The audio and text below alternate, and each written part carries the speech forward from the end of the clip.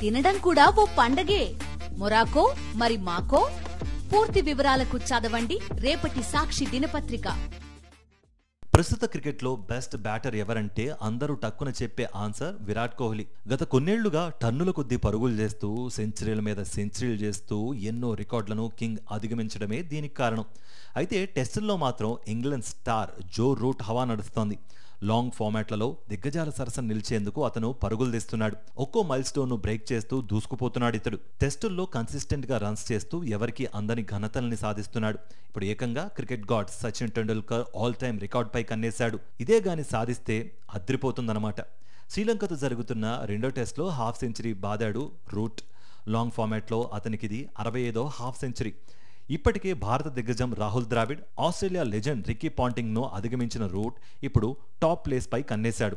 ఈ లిస్టులో సచిన్ టెండూల్కర్ 68 హాఫ్ సెంచరీలతో ముందున్నాడు. విండీస్ ప్లేయర్ చంద్రపాల్ 66 50లతో టాప్ 2లో ఉన్నాడు.